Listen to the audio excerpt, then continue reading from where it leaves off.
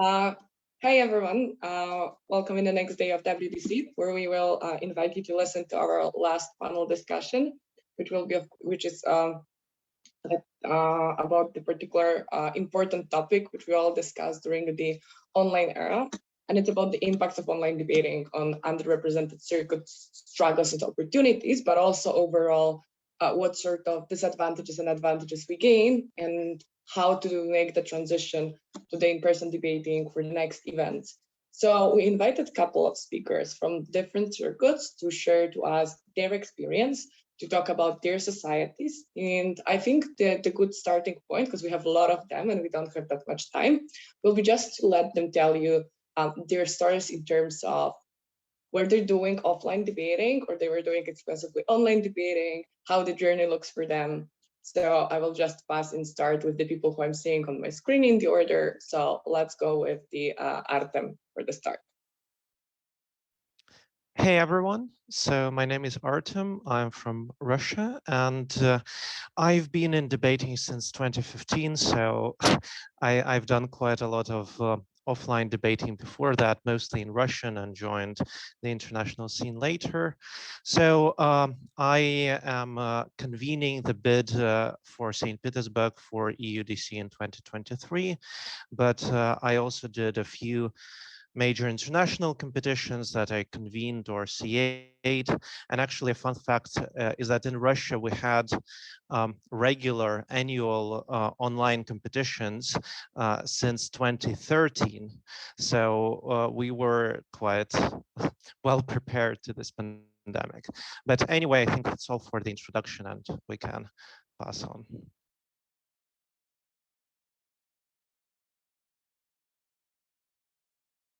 Okay, let's pass now to Namita.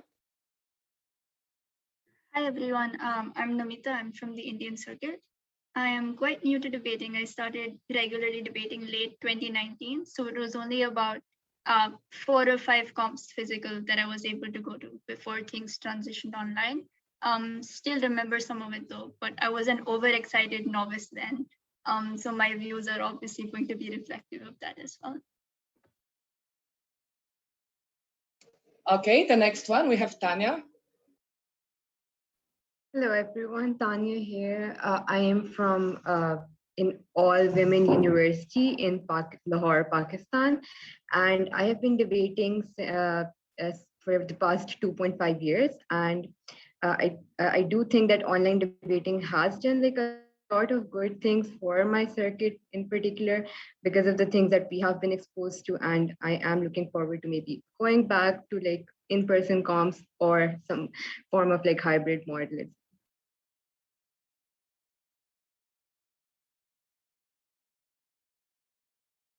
Okay, let's move to Pragan. Hi everyone, so my name is Pragan and I'm from the Nepali debating circuit, but I study in Qatar. Most of the debating that I did prior to online debating was schools debating, which I did in Nepal. And after that, most of the debating that I've done since then, which was my first year of university till now, has been online debating. I'm right now convening the bid for Nepal Australs, which is going to be held online this December. So that's what I'm doing at the moment.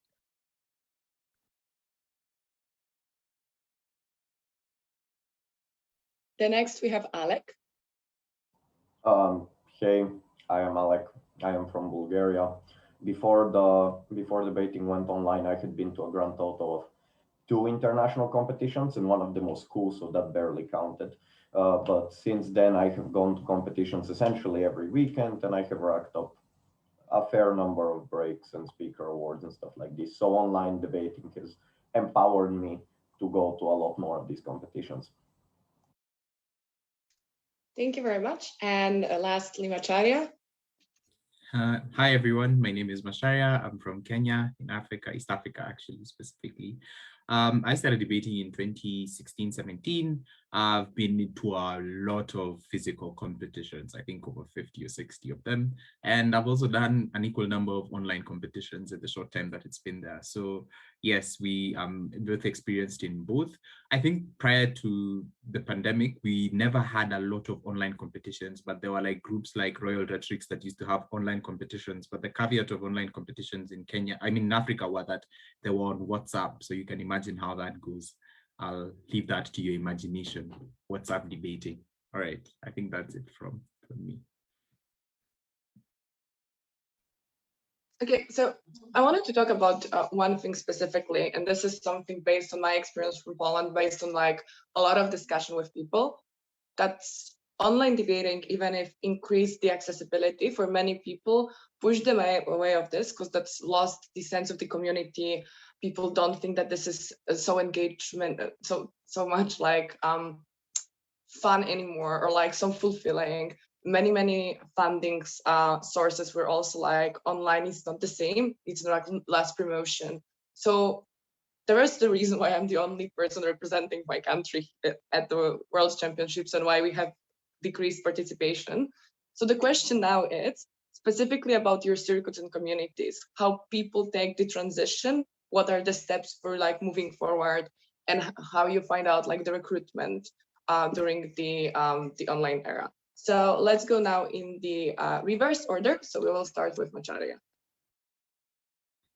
I agree with Claudia. There have been challenges. So while it created access and a lot of new people came in, those who used to do a lot of physical debating went out. So I think for us, and I think what we're beginning to look at on this side of the world is that we have to build from the ground up, because a lot of unions are dead. I would lie. A lot of people who are doing online is as independent groups of people, not as unions. So a lot of university unions are literally dead. They don't exist. They have to, very few exist anymore. So it's something that we have to start working on again to build, because there was that incentive of people being together, traveling together and stuff like that, that used to influence a lot of people, that no longer exists. And it's a huge risk, especially to a lot of the comps, because I'm convening the PAUDC 2022 and the unions are dead. And I'm sure those convening this year are as worried as I am that there are no unions to attend. So I don't know what we're going to do, but there's a necessity to build from the ground and start again, like from ground zero, recruit again, train again, build a new set of people. Okay, Alec? Yeah, I generally agree with this. It has negatively impacted a lot of circuits. What I specifically want to note is that it has often impacted smaller circuits within these kinds of countries. Basically, the only circuits that increased during the online pandemic in Bulgaria were circuits in the capital. Like every single team representing Worlds this year is from the capital. Like almost the entirety of the Bulgarian national team is from the capital. A lot of the teams outside, a lot of the circuits outside of it that were smaller, that didn't have as much access to information or to interest in online competitions, literally died out. And I think that the important thing in the return is to specifically like access development there, right? To allow those circuits to develop that have been underrepresented now in the pandemic. Thank you very much. Pragan? I agree with the observation that Alek made about Bulgaria, and I think it applies to Nepal too. But the difference would be that in Nepal, previously as well, debating was quite centralized, but the difference has been that the number of people that transitioned online and the number of people that did not transition online was quite wide. And I think a reason for that, apart from not having that sense of community and people to encourage you to come to competitions, was also like the technical difficulty in terms of shifting online, because we had very little expertise in terms of organizing tournaments, people that could pull off online competition for people within the circuit. You know, organizations were not as capable enough to create systems through which newer participants and exclusively schools participants could come into online tournaments and practice more regularly as well. So I think that was a gap in Nepal, the technical side of it. And I think that if we are able to solve that, that also increases the number of people that might join to the extent that they find it accessible as well. Okay, thank you. Tanya, do you have similar experiences? Yeah, so like my circuit is generally a very like largely male dominated circuit. So obviously seeing more non-cis male faces was obviously a very good thing for like when we shifted to online. But also like in terms of when we talk about pros as well, I think seeing that like how equity teams work, or even just org-coms, or how competitions are organized in a more efficient way, was something that was actually useful when we started doing online competitions, knowing that there's a better way of doing things than we previously used to do. So like just simply the idea of like how there's a better way of submitting ballots or feedbacks as well. So I think it did help a lot of competitions in understanding how they can like make competitions much easier to organize. But also when we talk about the disadvantages, I do feel that as everyone said, that like a lot of institutions did sort of pull back and did not feel the need to actually became disinterested in actually being a part of this whole activity anymore, because of the fact that it's not exactly that same socializing activity anymore. You are not going to places, and you're not going to like meet different people like in person the way it used to be. So a lot of people just left it as a whole. But also like a very important point, like particularly for Pakistan, that was the issue with payments as well. Like if you're participating in a foreign competition, you have to like make a payment through PayPal, and we don't have PayPal in our country, and we don't have any means of like doing any kind of international transaction. So I think that actually became an issue, because initially like a lot of institutes weren't exactly taking part in these foreign competitions, would be willing to take part in our if we are organizing a competition, or a Pakistani institute is organizing one, because it's easier to do bank transactions this way, but would never actually take part in like other international competitions, just because of like the fact that they don't exactly have access to these PayPal or any kind of service. So I do think that there had been problems, and also the language issue, because we have a Urdu circuit and an English circuit, which means that the people who had been debating in Urdu can't exactly debate anymore, because all debates are happening in English, and they would have to do this like entire language shift, which is obviously like not exactly like easier for them to do. And I do feel that they had like a lot of issues in overcoming these things when we initially started online. Thank you, Tanya. Namita? So we actually had the opposite problem as Alec and Tanya and all, because in India earlier, the most offline participation used to be in the Delhi circuit, because they had many competitions almost every weekend. But because India is so big, the rest of the country just did not have that. So the Delhi circuit sort of died out, because their prices for offline comps would also be less than what online comps are. So they just don't think it's worth it. Like I know a lot of people who don't think it's worth it, because it is just used to be cheaper when you used to meet in person and you had friends and community and all that. But for the rest of us, it has become much easier. The thing that Indian circuit, I think, struggled with in transition is because there are so many different norms in terms of how to pay judges, or in terms of funding and pricing, etc., that is in online tournaments, that the Indian circuit sort of became isolated. So usually only people that participate in the Indian online competitions are mostly Indians, because we have a very different system that includes like prize money or like judge money, etc. So the biggest transition was just understanding how the rest of the world operates in terms of judging and just in terms of convening. Okay, and I left Artem to the end because I have very specific question. So during pandemic, many circuits go down. There was lots of problems, and your circuit again decided to bid to organize in-person European championships. So how the motivation stays there, and how people still are like willing to work, didn't leave compared to like the other circuits, or maybe there were new people who just liked the idea, and how like the success of keeping the community materialized there. Yeah, so I think it will take a bit longer because our experience has been very different from most of what other people are saying, because like you don't know about Russian debating, I presume, because we don't debate internationally, but we have a lot of debating in Russian, like more than 30 competitions per year, I think, and like at least 15 competitions per year in St. Petersburg alone. So we have very large communities, and they were affected differently. So the recruiting went down few new people, and some of the dinosaurs died out, like the ones that used to go to all the comps and beat everyone. So some of them went out of debating. But because of like the competitive spirit, most people in the middle, they still remain. And also, similarly to India, we now have many more communities throughout Russia, because Russia is, well, a bit big, that have much more access to debating, and they have been more successful than before at competitions organized by St Petersburg and Moscow societies. And also we had capability to set up a lot of online comps very quickly, because we have been doing that for more than 5 years already.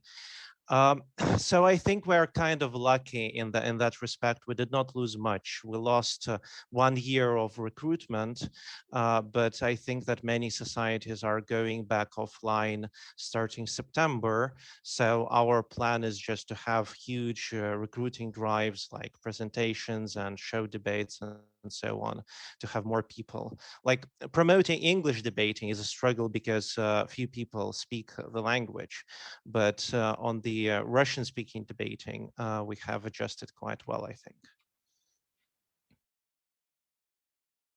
Yeah, it definitely sounds like this. So my question will be now to maybe Pragan before we will move specifically to the other events, because you are the convener of online Australs. So you're in a very similar situation as Artem, but the event have like much closer proximity and also different setting.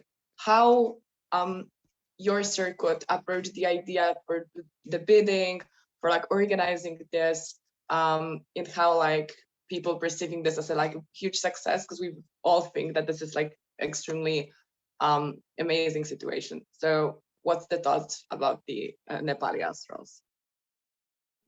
It is actually a very incredible achievement, I guess, as well. But I think what motivated us to actually bid for Australs, and I think the difference is in Nepal, I think we have like a very small section of young, very motivated debaters. And I say young in the sense most of them are schools debaters or debaters that have stayed after completing their high school. And this is like a general norm in Nepali debating society, where you have like a bunch of school debaters that continually compete across tournaments, and then they take a gap year and then they move to university. So we don't really have a very strong, thriving university circuit, but we have quite a strong school circuit and a lot of debaters that stay aside. So this was like the incredibly motivated batch of debaters, I'd say, who agreed to come together with us after a few of us discussed internally about bidding for Nepal Australs, because we also had organized Nepal Debate Open right prior to deciding to bid for Australs. And that was a part of the motivation as well, because that was something that we were looking for, but wasn't something that was planned. So it was out of the blue when like they posted about hosting Australs. So we decided to bid for it, but later it became a plan and it's going on pretty well right now. And I think the reason we could bid for Nepal Australs, and I do not feel as though Nepal Australs could have happened in person if it were in-person debating, was also because we don't have a thriving university circuit and that level of support from institutions that would, for example, give us a venue to host Australs in a way that would be, easy and comfortable for participants to vote for Nepal Australs than if there was a competing bid. So I think that was the difference. And I think we just have the expertise to host Nepal Australs online, also because the community has been very gracious in helping us, and we've been able to amass a team that extends beyond Nepal. So we have quite an experienced staff team. Tanya here is a member of it.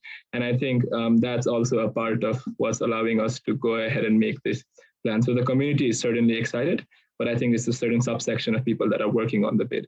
And yeah. So now I will have a question to Machari and Alek, and then I will pass to Namita and Tanya. So Machari and Alek, what do you think should be the strategy for successful transition from the online era to in-person, if that will be possible, in terms of how would you use the strategy for like recruitment, or would you be interested in like doing some sort of hybrid things, or what sort of help would you require from the community, for example, or suggestions how to make this smoother and like give people still similar level of access or still keep some sort of benefits? So starting with Machari maybe. Yeah, I think the first thing is somehow to demotivate people, because I think a lot of people dropped out because of debate fatigue. There was a time there were tournaments every weekend, and I think people just eventually got tired and stopped doing it.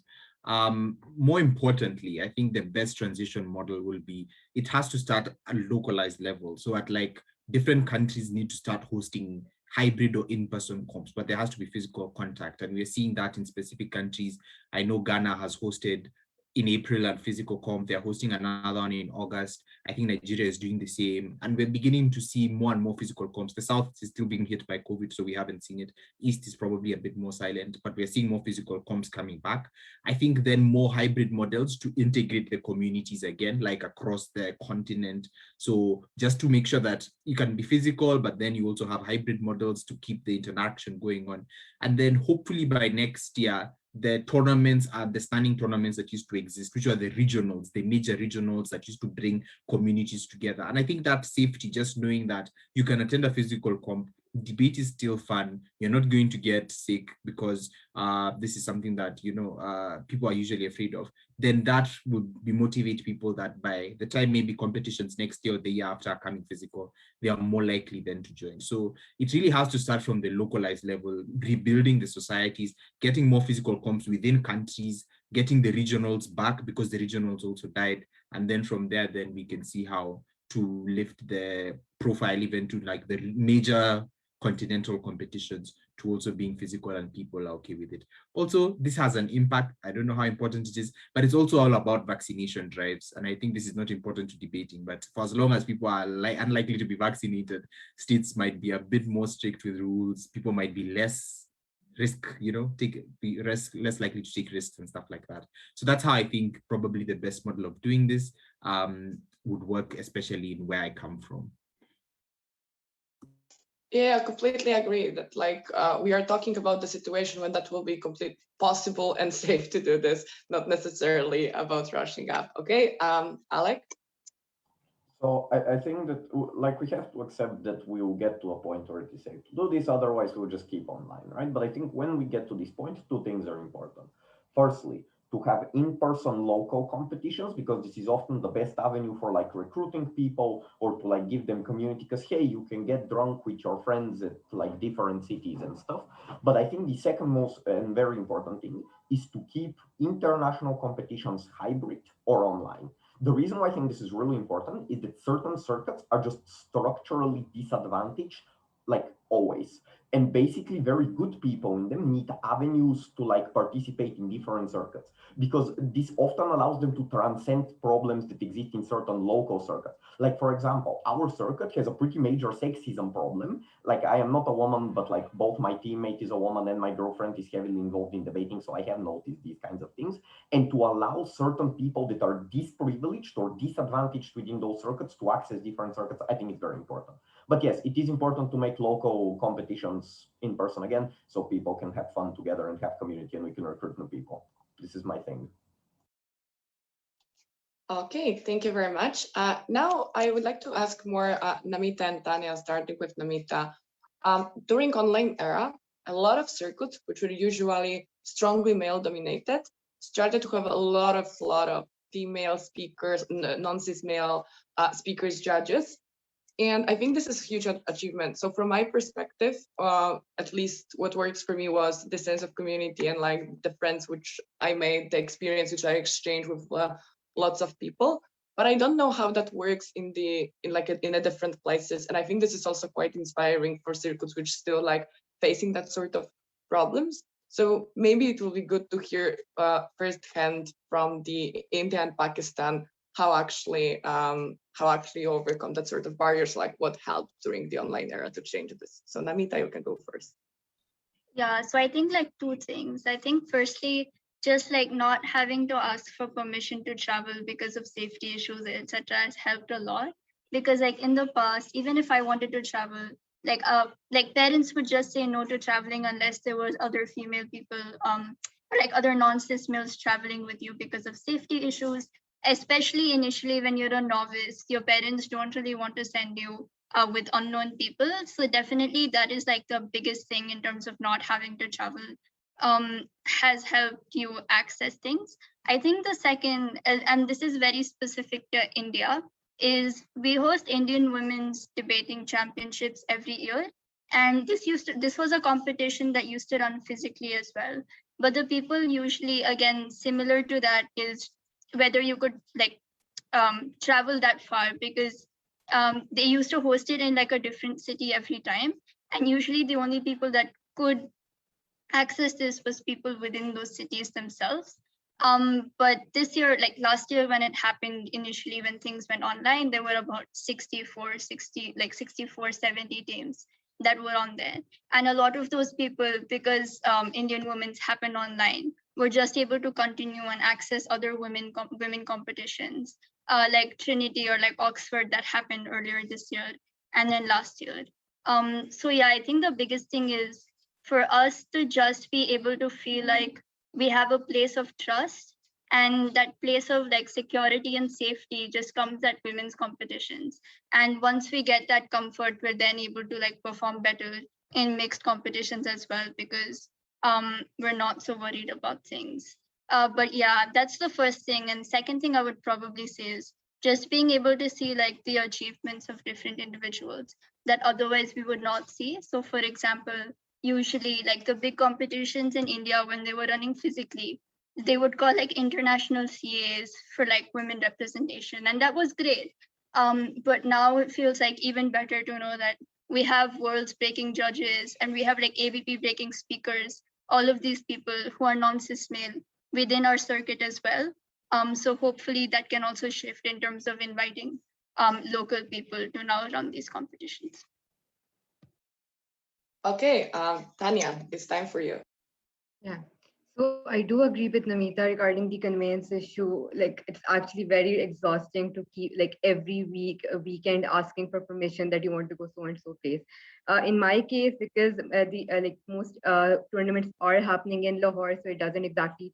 I didn't suffer from that issue that much. However, I did have to like limit the competitions that I'm speaking in when we were in person, because of the fact that I cannot go to a tournament every weekend, or that would like cause a lot of problems as well. So which also meant that like a lot of that when we were going to tournaments, we didn't see a lot of female presence there. But also when we saw that how like male debaters were more consistent, or at least performing well, much better than most female debaters, because they could like go to a comp every weekend and it was much easier for them to do so. So it just meant that they have like more access to like resources, or they're just like doing way better than these female speakers, which obviously was a different case in online, where we saw like a lot more non-cis male speakers actually taking part in debates and actually doing, being more active in it. And also something I saw in my society as well, where we literally have like 30 to 40 people in our normal sessions, like coaching sessions every day or whenever we have them, which is something we have never had. Whenever we used to have these coaching sessions in person, we used to have like mostly like 10 people at max, or just like 4 to 6 people who are like very desperate about doing good in debates. That's it. And now we have like so many more people who are willing to do it because they don't have conveyance issues anymore. They can like literally just debate at their homes. And I do think that like the hybrid model wouldn't exactly be possible in Pakistan, however, because of the logistical reasons, and a lot of universities might not want to adopt that. Even if like some of us might want to go for that model. However, I do feel that when we are like recruiting people or like having online coaching sessions with them, I would rather want it to be like more online rather than in person, because of the fact that like a lot of at least people in my society cannot stay back after their university hours and to get this coaching because of the kind of permission issues they have.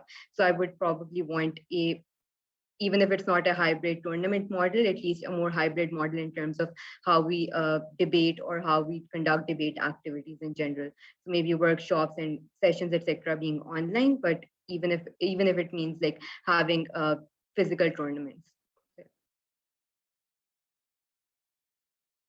Okay, I have one more questions, and feel free to elaborate, because all of you gain massive successes in debating in online era specifically, and that boost your performance a lot as well.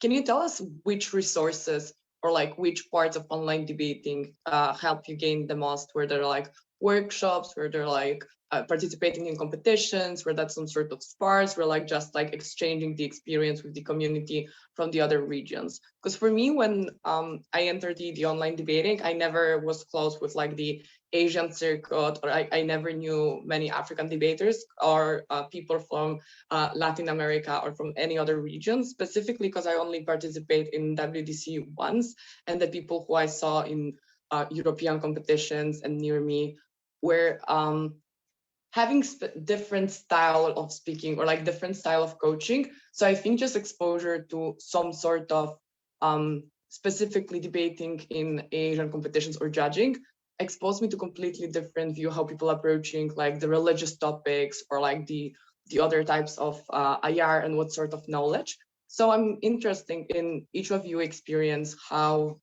you found this useful, and what would you recommend to people how utilize like the online resources, and also which was the most successful for each of you. And let's start in that case maybe from Alec. I think that there has definitely been an impact in interacting with different kinds of people, getting different kinds of like knowledge that I never could otherwise. But perhaps that wasn't the biggest form of resource for me, because for a portion of my online career, I was a schoolie, like when the pandemic started, I was still in school when I was in the Bulgarian national team, so I couldn't really interact with a lot of people. I had this like barrier, especially with university students. But I think the biggest resource for me, and this is always how I have been trained, because no one really trains me, this is always how I train myself, is watching debates. Basically, online era has made it so that way more debates can be recorded and way more often you can watch them, which I think has been a really big deal, especially to people who don't otherwise have forms of like watching these kinds of debates. This has always been the most important avenue for me to train myself, and I still do it like all the time. I watch like a debate a day to keep the doctor away. So this is like the general thing that has improved me the most. Yeah, and this is the part which will last, right? Because we collected lots of resources. So that is something which is not disappearing from the internet, and it's always available and also exposed from multiple different circuits. Okay, let's now go to Machari. Yeah, I've had two like seasons in online debating. There was a time I used to speak, then there's a time I stopped speaking and I started judging. So each of those had different experiences. So when I used to speak, the thing that used to help me the most is, one, there used to be a lot of accessible competitions, specifically in the Australs region. So if you go to like a Sydney comp or any Australian comp, they literally only charge you like 10 Australian dollars, which is like 7 USD to participate. And it used to be so accessible. So every weekend we would really just go there, and I would feel so excited to be debating with people like Ben or Jess, and you're like, oh my God, I'm in a good room. And it was such an inspirational thing that everyone used to do it because they were so accessible. And two, the workshops, I think they're so important. Like I used to watch those videos like religiously. So they're like, if you go to the EUDC training platform, and I think WUDC did a few training platforms, there are a lot of online content resources on understanding debates, topic areas, like technical meta questions and stuff like that. I think Claudia, you also have one on the training platform I've watched on motions and burdens. So those resources were very important, especially for me as a speaker in trying to improve. And lastly, I think we need to really shout out MEG and NA SPA. That is one of the best platforms for you to just go and train and practice and just get the opportunity to have like a good round every day if you wanted against people who are extremely trying to learn, and you get that learning opportunity. Judges who want to learn should also go there and learn. So I think those three specific opportunities for me were very integral for me as a speaker, especially in the development. More accessible comps. A few used to give you reg waivers, less so those days. Now I think they're a bit more. That's very important. The workshops, I think, for people just to view what's going on, how to understand topics. And three, the sparring groups. I think EU SPA and NA SPA, because I used to do those things a lot, were very helpful and efficient, built our efficiency in terms of speaking. But I stopped speaking anyway, so then I became a judge. What helped me as a judge, and I think this I'm going to just say it plain out, I used to watch good judges. That's all I used to do. So whenever I go to a comp, I would sit, like, for example, you start by paneling most of the time. So you're paneling Lovro, you're paneling whoever it is, Hada, Jason, whatever it is. I used to sit and listen to their OAs. I used to listen to their deliberation strategies. I just sit and listen. And I think that's the only way you can learn as a judge. There's really no resources on how to judge, or those things are usually on the moment. So the only way I used to learn is sometimes I would even go for comps and ask people, just panel me with good judges. I want to see how they do things. And I think the more observation you get of people who know what they're doing and do it well, the more you actually learn how to do it yourself. And slowly by watching the best do what they do, I learned a bit. I can't say I've learned everything. Every moment I get an opportunity to listen to an OA, I go and join and listen to that OA, just so that I can be able to learn something. Everyone can teach you something new. And I think as a judge, just take, even if you're paneling, don't worry, sit and listen. Most panels, when the deliberation is over, don't even listen to what's going on after. Listen to what other judges do. It really does help. I think that's the only way I learned how to judge. That's my experience. I think specifically about the paneling, because when you are chairing and you are controlling the panel, this is a little bit different, right? Because you don't need to defend your view fully and you are just managing the discussion. But when you are the wing, you need to be even more focused than when you are chairing, because you are the person who need to justify the things and respond to all of the questions and point out particular things. So I also agree that paneling, like the very good judges also asking later what can be done better and like receiving some sort of feedbacks from the comms. It's something necessary. Yeah. Can I add one more thing? It's exactly what you said. They don't know. The most important resource as a judge is feedback. So there are people who sometimes ask teams feedback, which I don't think is probably strategic. I think asking CA's feedback after comms, I used to do it so consistently. It doesn't matter. Like every comp, even until today, every comp I go, I still ask judges to send feedback. I think feedback is the most important resource so that you can use and understand, what do I do wrong? My time is wrong. My panel management, I maybe don't let people speak enough. My OA, it's unclear, the way, those things. And I think noticing those recurring themes helps you know what to focus and work on. I'm so sorry for interrupting you, but I forgot to mention that. And I think it was extremely useful. And to see is who actually send that feedback, those ones deserve a medal, because very few actually do and take their time to actually send you comprehensive and well-detailed feedback that helps you, not just the one-line statements. Thank you, Machari. Now we are moving to Pragan. I almost entirely agree with Machari and Alek here. I think being able to access a lot of competitions where you're able to panel and judge with other people, I think that provides a lot of avenue to learn. And I think being able to watch a lot of debates and watch a lot of quality debates also helps a lot to learn. And it's also a valuable resource to send to people who are trying to learn debating, because it's much easier for them to access quality debating. And I think that's probably the biggest reason as to why we were able to develop or progress to a certain extent.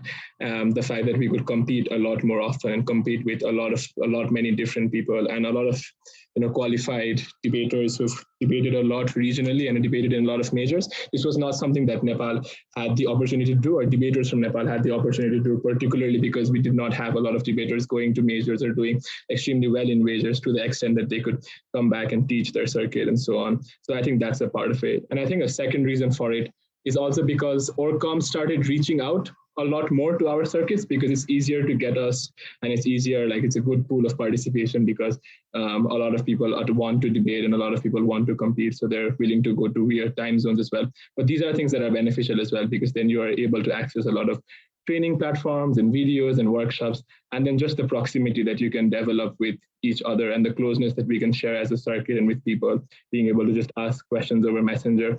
I think these are just small bits that help people develop and help people feel more comfortable on the online space, such that they can compete more often and as a result develop as well. So yeah, I think that has a big part to play in it.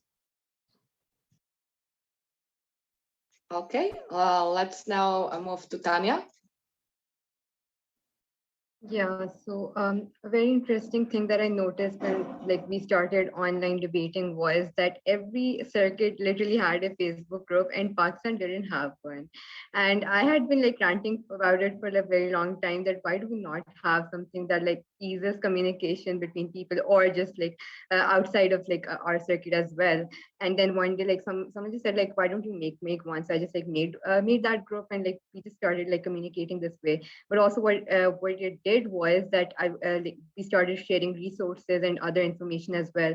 So links to maybe other groups to CS debating and other groups, so that people have more access to this information and know that there are like other platforms that they can actually utilize. Because a major problem that we had was that a lot of people didn't even know that these groups existed, or that they can actually seek help this way as well, that like ask questions on like these groups and just get help, etc. as well. But also because I love speaking, but I also love organizing tournaments as well. So I did like learn better ways of holding competitions as well. And even when we were like doing holding workshops, I realized that they were like so much more easier to do online than we would have ever done in a physical environment, knowing that you can actually like benefit from experienced speakers.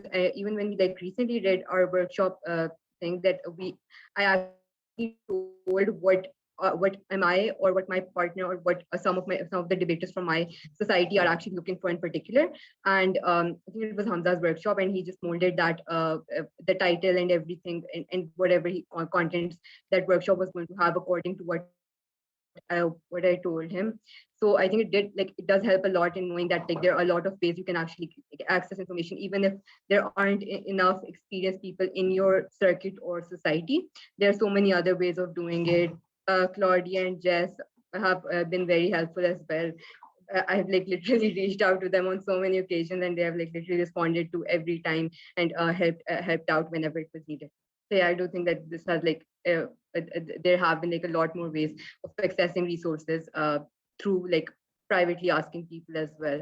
Also knowing that like Pragan's tournament, Nepal Australs, I'm doing like I'm a part of Tab and Tech team, something that I don't think was ever going to be possible. Otherwise, I would have never even gone to an Australs tournament otherwise. And knowing that now I'm actually like a part of management for that tournament, actually like it makes you think that there are like so many ways you can access opportunities, something that you never had the access to, or you didn't know that was even possible in the first place. Even speaking worlds or anything of that, or any major in that way as well. Yeah. Thank you very much, Artem.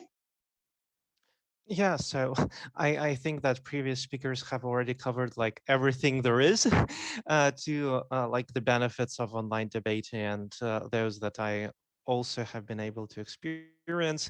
The only thing that I was actually lucky to have is that with our EUDC efforts, Milish and Hadar agreed to host workshops for our circuit, and I organized those. But also, of course, because of that, I sat in on those, and we are soon going to publish the videos of them. And I actually found them extremely useful in terms of not only getting like information or theory, as many of those workshops go, but them being more focused on exercises and drills, and also drills that you're able to just take and run with other people, because after we had those workshops, I was invited to train at a Russian Training Academy, and I was just able to take those exercises and do those with people. And even though I'm of course nowhere near Milish or Hadar in experience or being a good debater, I think that just the methodology still makes it very useful. And I think many other people will be able to also take it and use it. We're going to soon publish the recordings on our channel on Facebook. Excellent. Namita? Yeah, I think just to add on what everyone has said, I think before like the online era, people who like knew about debating and stuff were always like, there was always this divide between being like, oh, an EUDC speaker, I can never ever speak to them sort of a thing. So I think what online has done is just being able for us to realize that they're just like us, like they're broken, yes, so they're probably better in debating, but they're not someone who's like a politician that you can never talk to, or just like, so I think the biggest thing then for me personally has just been able to speak with like a bunch of people that like I would just never have thought of. So like Srishti, Jess, Lucia, etc. All of these have just like literally everyone who otherwise we wouldn't have thought we can approach has now just become so approachable. And like just adding on to everything that everyone else has said, they've been massively helpful to everyone. So just being able to see that, yes, this is not only a person that you've seen on EUADC training platform, but this is a person who actually shares the same interests as you, like same books, etc., like we see on pop posting. That has just massively helped our understanding of how people in this debating community also function.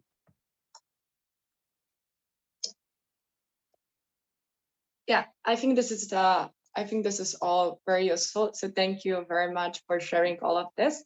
I would just like a final remark to say something that when the pandemic hit and when we all realized that all of the trips, like all of the competitions, are cancelled, we kind of find a way to start doing this casually as like a sports, not as like the competitions. And also it was through community building. But I think at this point, after a year and a half of doing this, everyone just feel that they're missing something and want to just like spend time with the people in person, that there is time for the next step.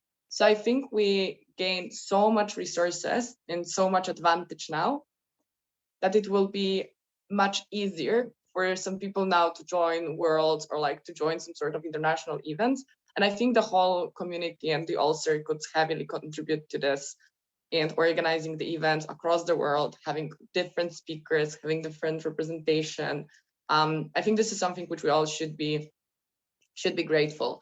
And this panel is the last live stream part of our WUDC training program.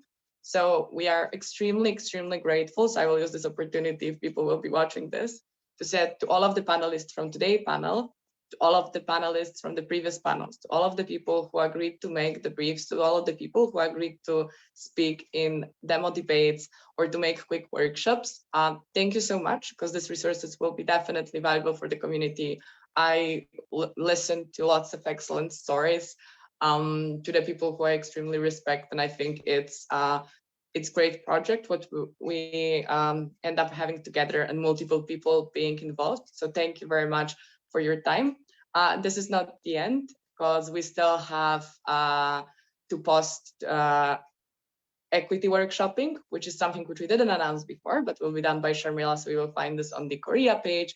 We will also have the debriefing of partial double octomotion done by Amira. So we encourage you to still follow the page and use the resources. Of course, this panel and all of the previous one will be on the Korea training platform, which is possible because the ORGCOM was excellent to work and prepare and facilitate a lot of resources to even increase this access, to even increase the base of the materials which are available. So we hope that you enjoyed the training session and everything. If you have any questions, you can always reach to us. And for now, Namita, Artem, Tanya, Alek, Pragan, Machari, thank you so much for spending this hour here to share your thoughts and to share your experience. That was very helpful. Thank you so much. And thank you, Orcom, as always. Claudia and WUDC for having us. I think Artem was wanting to say something. Thank you. Oh, yeah, yeah. If I may I have 1 minute? Just to maybe close this off on a humorous note, when we were bidding for EUDC 2022, we were thinking like, what should be the focus of our training efforts? And at the time, I was like, oh, online debating is big in Russia, and it helps a lot of underrepresented circuits within Russia. So let us make like online debating, online academies, and online events the focus of our training platform. And this was before like the pandemic hit. So I may have inadvertently put us through all of this. I'm sorry for that, if that was true. So you're basically the Simpsons. You predict the future. Yeah. All right. Thank you to guys. World for hosting us, and goodbye. Thank you one more time. Thank you. And thank you, Orcom, and we can go out of the stream now.